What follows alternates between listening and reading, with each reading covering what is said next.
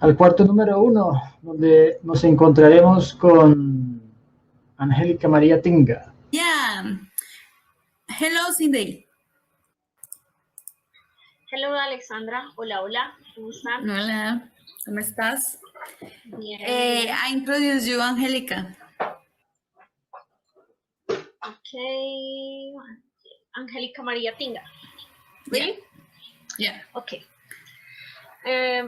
Doctora Angelique Tinga currently research human technology interaction in autonomous vehicles at the Dutch Institute for Road Safety Research.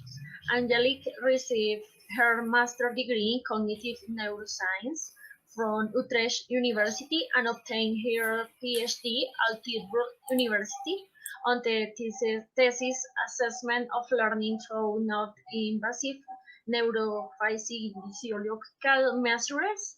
She has experience with a range of research techniques such as virtual and mixed reality and techniques of measuring human neurophysiologic ranging from heart rate to electroencephalogram. La doctora Angelica Tinga pues ha desarrollado diferentes investigaciones acerca de la interacción humano-tecnología en vehículos automatizados en el instituto, ese es un instituto alemán, ¿verdad, Alexa? Que se llama Road Safety Research. Angelica recibió su título de maestría en neurociencia cognitiva desde Utrecht University y obtuvo su PhD, su doctorado en la Universidad de Tilburg, con la tesis efectivamente acerca de diferentes aprendizajes no invasivos pues en características neuropsicológicas. Ese fue como el desarrollo que ella desarrolló. Ella tiene experiencia en diferentes técnicas de investigación, integrando la realidad virtual, realidad aumentada, y diferentes técnicas, digamos, de estudio de la interacción, así como les comentaba, la interacción humano-tecnología a nivel de análisis neuropsicológico, desde, pues digamos, desde la captura de señales electroencefalográficas. Eso es lo que ha desarrollado Angelica. Ella se acabó de graduar, tuvo un doctorado espectacular y la tenemos hoy acá, le pueden hacer preguntas y Angelique, you can start your presentation. Thank you also for the introduction. So hi everyone, thank you for being here digitally. My name is Angelica Tinga and I'm a researcher with experience in virtual reality research and research focused on neurophysiology, like also was explained in the introduction. And neurophysiology actually comes down to measures of bodily signals, such as heart rate and measures of brain activity and measures of respiration. And in this talk, I'm going to tell you a bit about a really cool research project that really fits this background of experience with neurophysiology and VR. And the research project is about meditation in virtual reality. And in this project, we found that biofeedback, so feedback based on these neurophysiological measures, so these measures of bodily processes, might not necessarily work better than not receiving such feedback. And the details about this research, I want to go to the next slide. Let me see.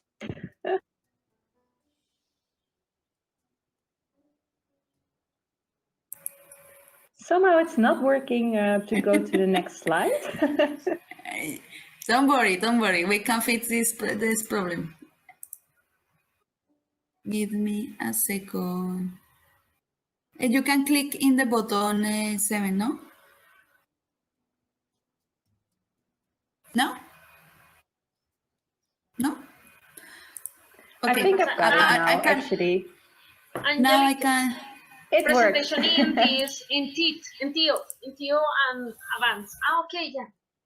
Okay, I can now. move the presentation. Move the presentation. Okay. You can tell me anytime when you want to move. You can say next. It works for me now. I've managed to be able to go to the next slide. Okay. Sorry for this interruption with like these technological difficulties. So what I wanted to say was that the details about the research project I'm going to talk about in this talk can be found in a publication in the International Journal of Psychophysiology.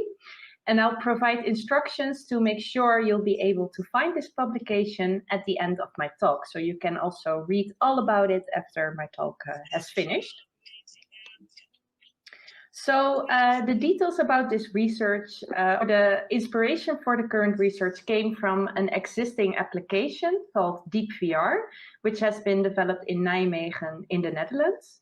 And at the time when we were planning the current research, DeepVR was using breathing in diving underwater in virtual reality for children to reduce anxiety in these children. And you can check out videos about this application on the website listed in the right lower corner. This application basically comes down to that children dive through this virtual underwater world based on the way they are breathing. And breathing is recorded by a belt around the upper body. And the breathing signal that is being recorded by this belt is fed back into the virtual environment. And diving through this environment is actually getting more easy when the child is breathing more calmly and more deeply. And very interestingly, research has shown that children that use this application actually really get less anxious when they use this application. It is a really interesting finding, but it doesn't tell anything about what the addition of the biofeedback part is doing specifically. It is unclear whether this game might also work in lowering anxiety in these children when you would not be measuring their breathing and feeding this back in the application. Maybe the application would by itself, without the biofeedback part, already lower arousal. And if that would be the case, you could easily make a virtual reality application without the need of recording breathing and using this breathing signal in the application. And of course, then it would be easier to apply this and you could reach more people with the application. So here came the idea to test whether biofeedback is actually beneficial compared to not applying biofeedback in the current research project, which I'm going to tell you more about. And it works going to the next slide. That's always nice. So in this study, we had 3 conditions to examine the effectiveness of respiratory biofeedback, and they are listed in this figure. So in the first condition, we presented a cloud in virtual reality that moved based on your breathing. So if you would be breathing outwards, you would see a cloud moving away from you, like you're breathing air out. When you would be breathing in, you would see this cloud moving towards you. So this would be the biofeedback condition because it is based on your breathing signal. In another condition, the control feedback placebo condition, we presented the cloud that moved automatically and therefore was not controlled by breathing. So here, this cloud in virtual reality moved away from you in 3 seconds and towards you in another 3 seconds. So here, respiration was not used for controlling this cloud. And in the final condition, we just showed an empty space without any cloud. So this was a very boring condition. But here, this was a control no feedback condition to see whether meditation in VR would maybe already work without presenting anything in the environment. So in order to test the effect of these different virtual reality meditation conditions, we first collected baseline data when participants entered the lab. So we could already see like how they were feeling at the beginning when they entered the lab. People might already actually be a little bit stressed when they go into the lab to participate in an experiment. So we would be able to record that data at that time. And then after this baseline, we stressed participants out. It was actually quite mean, but we used a stress induction protocol. And then after people were made, were stressed out, We let them follow a guided meditation in VR with one of the 3 conditions, which I just explained in the on the previous slides. And throughout the experiment, we collected measures of brain activity and heart rate. And we also measured subjective tension, both before and after the stress induction, and also after the guided meditation in VR. So we could really see how stress would develop throughout this whole experiment. And we tested a total of 60 participants, 20 participants in each condition. So the findings of this study demonstrate, first of all, that arousal increased when stress was induced. So people actually got stressed when they were stressed out by our stress induction protocol. And stress decreased again during meditation. So we succeeded also in lowering stress in people with the VR meditation. So this actually shows that what we manipulated in this study, that this actually had the effect we were hoping for. But now comes, of course, the interesting finding. How well were the different conditions in reducing arousal? So this is reflected in the graphs that are now on the slide. And these plots, these graphs, they indicate different scores from stress to meditation. This means that higher values in the plots indicate that the stress reduction was higher, so that people actually got their stress got reduced more, so that the meditation was more effective in reducing stress. In light blue, the control feedback placebo condition data is presented. So this was the condition in which the cloud was moving automatically without, like really based on the respiration signal. So this was the automatic condition. And in the darker bars, with respiratory biofeedback is plotted. So here you see that the arousal reduction was actually highest with the feedback that was not based on breathing, and that actually the stress reduction was lower with biofeedback than the automatic control feedback placebo condition. So this shows that biofeedback actually worked less well than this automatic feedback that was not coupled to breathing. So therefore, the findings demonstrate that biofeedback is actually not always preferable when it comes to reducing arousal or stress, as this study demonstrates. It might be the case that we didn't find an effect here, that people, for example, well, they got really stressed by the stress protocol that we applied in this study. And when you get breathing is being visualized to you when you are being stressed out, that might actually be less relaxing than seeing something that moves automatically, for example. That might be explaining these findings. Also, this study demonstrated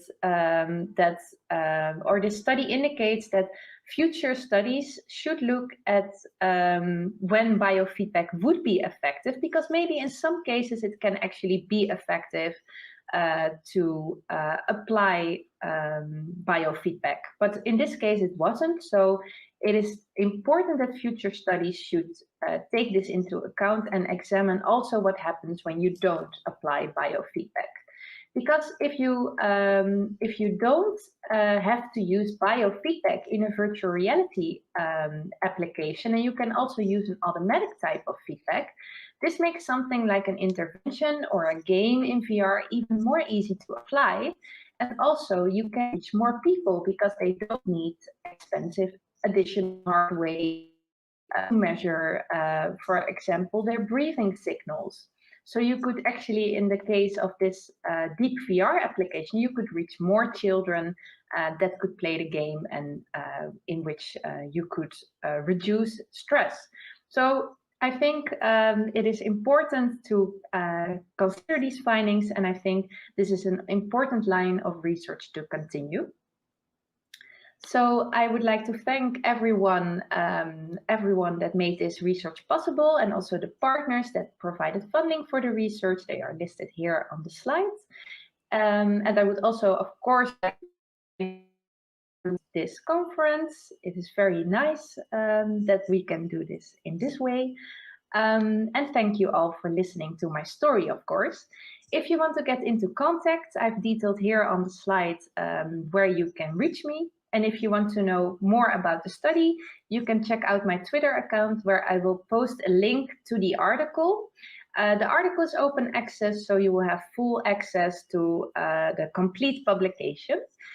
Thank you again for listening. And are there any questions? Yeah. Thank you so much. Hello. Thank you so much, Angelique, for your presentation. Super interesting. And Daniel, you can come to here.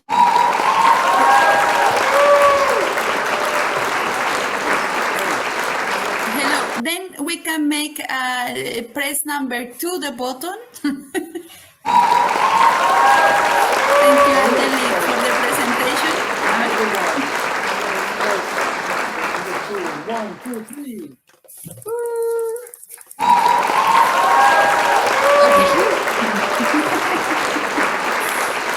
Then we have questions. Daniel, we can check in our media. Okay. And also, Irena is make a question for you. Sorry, just a second. I give you the. Hi, I'm sorry I came a little bit later for your presentation, and maybe I've missed it in the beginning, but I'm really curious. How come you decided to try in meditation? Like, this is very interesting sphere in general, and meditation is quite demanding sometimes. You need to focus quite a lot. Like, how did you come up with the idea? I think that's a very good question. Thank you also for the question. So why we decided on using meditation in virtual reality. In the beginning, I provided an example of deep VR, an application that isn't necessarily focused on meditation in virtual reality, but here children. Sorry, I heard something, but I think that's just myself being repeated. But in this earlier, like in this example of deep VR, there was people or the children were diving through virtual reality. So that's something different than meditation in virtual reality. But we chose to look at meditation in virtual reality because is used quite often for lowering stress. And we would actually like to see if you could lower stress in virtual reality. And virtual reality is actually thought to be promising for these types of applications. And so we looked at whether you could strengthen this through this biofeedback add-on. But it might be the case that if you would look at different types of applications, that the effects of biofeedback would be different. So that's true. This should be examined in more detail. Perfect. Thank you so much. Thank you for Angelique, and also press F to